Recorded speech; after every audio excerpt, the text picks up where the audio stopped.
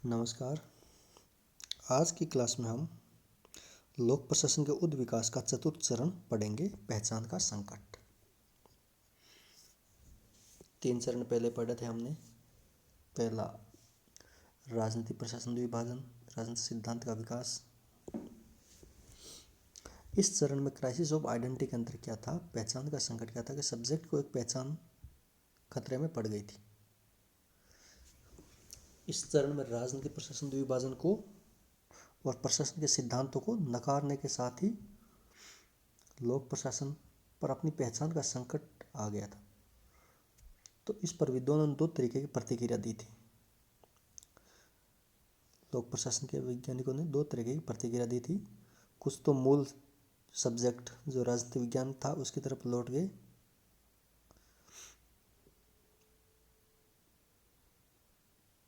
और कुछ विद्वान अन्य प्रशासनिक विज्ञान की ओर बढ़ गए और उन्होंने दलील दी कि प्रशासन होता है, भले ही कोई भी परिवेश हो। इसमें मार्क साइमन की बुक ऑर्गेनाइजेशन, सॉर्टवे मार्क की book behavioural theory of the firm, ये इम्पोर्टेंट किताबें थी। लेकिन दोनों ही मामलों में, जिसमें कुछ तो प्रशासनिक विज्ञान की ओर चले गए, कुछ राजनीतिक विज्ञान की ओर लौट गए, में लोक प्रशासन ने अपनी भिन्न पहचान और भिन्नता खो दी थी और इसे दूसरे सब्जेक्ट के साथ घुल मिलकर जाना पड़ा। इसलिए इस चरण को लोक प्रशासन का में पहचान के संकट का चरण कहा जाता है। और इस चरण में कई बदलाव देखने को मिले, जैसे कि आप देख पा रहे हो कि कई विद्वान Chris Argyris, Douglas McGregor, Francis Likert, बोरेंस थेनिस ने मानव संबंधी उपागम की वकालत की कि प्रशासन में मानवीय पक्ष, अनौपचारिक पक्ष का महत्व बहुत ज़्यादा है, इसलिए हमें औपचारिक की जगह मानवीय पहलू का अध्ययन भी करना चाहिए, जिसे अनौपचारिक संबंध कहते हैं। और दूसरा, तुलनात्मक लोक प्रशासन का विकास हुआ कि कई प्रशासन की आपस में तुलना करनी चाहिए कि ऊपर का प्रशासन ऐसा है, राज्य स्तर का प्रशासन ऐसा है, इनकी आपस में तुलना होनी चाहिए, एक देश के प्रशासन की दूसरे देश के, एक क्षेत्र के प्रशासन की दूसरे क्षेत्र के प्रशासन के साथ। उसी के साथ डब्ल्यू रिक्स द्वारा परिवेशीय उपागम की वकालत की गई। परिवेशीय उपागम अर्थात प्रशासन किस परिवेश में काम करता है, कौन से एनवायरनमेंट में काम करता है, बाहर का परिवेश का प्रशासन के आंतरिक संगठन पर क्या प्रभाव पड़ता है, इसका अध्ययन पर वकालत की गई। और कई अन्य विद्वान, जिसमें एडवर्ड विडनर और रिक्स प्रमुख थे, उन्होंने विकास प्रशासन की अवधारणा का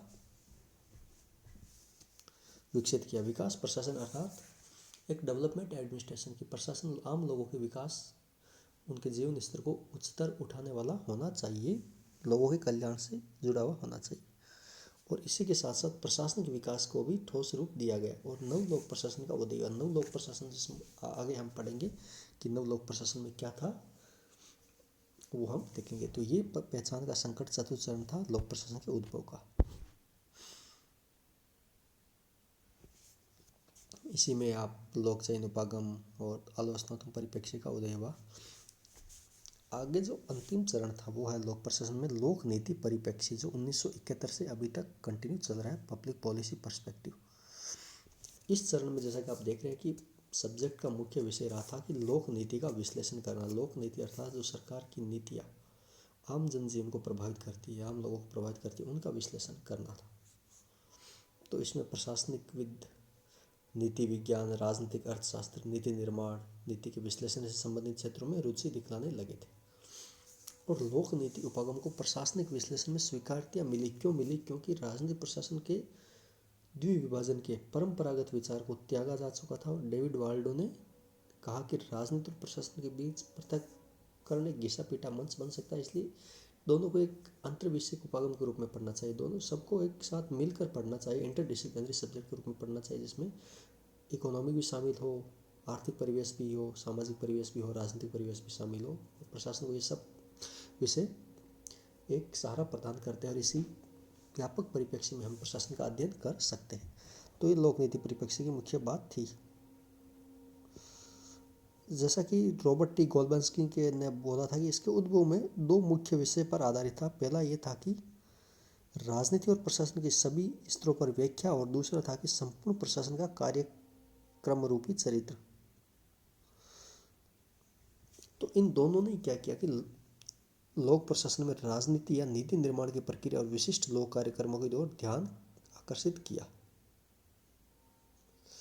और जैसा कि देख रहे हो कि ये लोक नीति उपागम अपनाने के साथ ही लोक प्रशासन अंतर अनुशासनात्मक बन गया, अर्थात इसमें अन्य सामाजिक विज्ञान, अर्थशास्त्र, मनोविज्ञान, समाजशास्त्र, राजनीति विज्ञान, इन सबको मिलकर पढ़ा जाने लगा। तो ये एक अंतर अनुशासन इंटरडिसिप्लिनरी सब्जेक्ट बन गया, और इस कारण इसने एक सामाजिक प्रासंगिकता हासिल कर ली और अपने उद्देश्य को भी व्यापक बना लिया। तो जैसा कि डिमोक ने बोला कि एक अध्ययन के रूप में लोक प्रशासन कानून लागू करने और लोक नीति को प्रभावी बनाने के लिए सरकार के हर पहलू की जांच करता है। तो इस प्रकार ये लोक प्रशासन का विकास 5 चरणों में हुआ था, वो हमने देखा है। तो आज की क्लास अपने यही देखेंगे, समाप्त करते हैं। नेक्स्ट क्लास में हम आपका अगला टॉपिक देखेंगे। तो आज की क्लास यही समाप्त करते हैं। धन्यवाद, थैंक यू।